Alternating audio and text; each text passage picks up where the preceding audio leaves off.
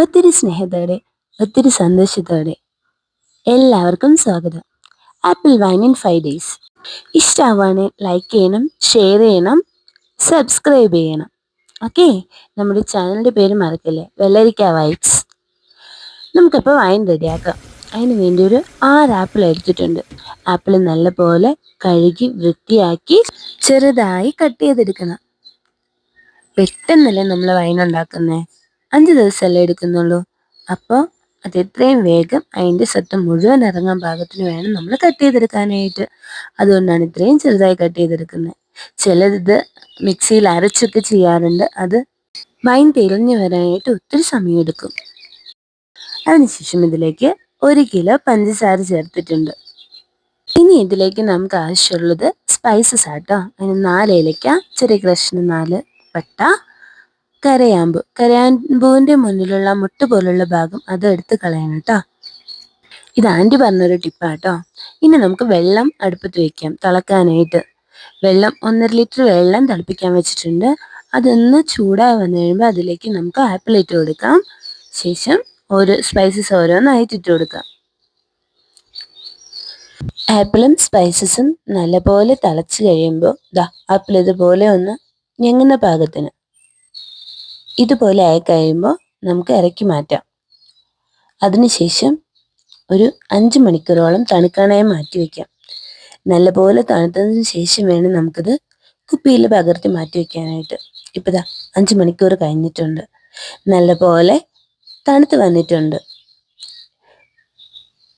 എടുക്കാൻ ഉപയോഗിക്കുന്ന കയ്യിലും കുപ്പിയും തിളച്ച വെള്ളത്തിൽ നല്ലപോലെ കഴുകി വൃത്തിയാക്കി തുടച്ചെടുത്തതിന് ശേഷം മാത്രം വേണം ആപ്പിൾ നമുക്ക് പകർത്തി മാറ്റി വയ്ക്കാൻ, അല്ലെങ്കിൽ അത് പൂക്കാനുള്ള സാധ്യതയുണ്ട്.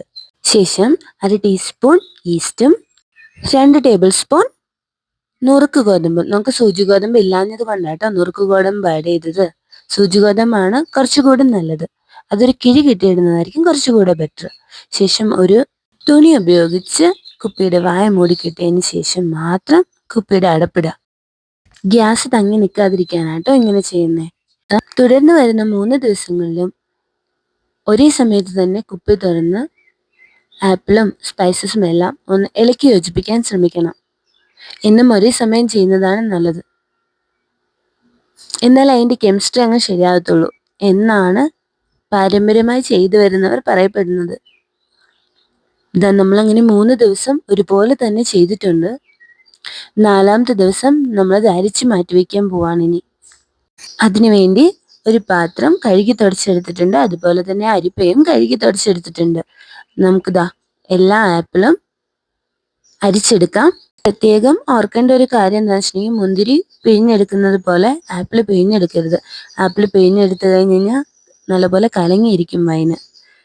മുൻപ് വൈനിട്ട് വെച്ചിരുന്ന കുപ്പി ഒന്നുകൂടി തുടച്ചെടുക്കുകയോ അല്ലെങ്കിൽ വേറൊരു കുപ്പി കഴുകി വൃത്തിയാക്കി തുടച്ചെടുക്കുകയോ ചെയ്യാം. നമുക്ക് പച്ചവെള്ളത്തിൻ്റെ അംശം ഇല്ലാതിരിക്കാൻ പ്രത്യേകം ശ്രദ്ധിക്കണം കേട്ടോ.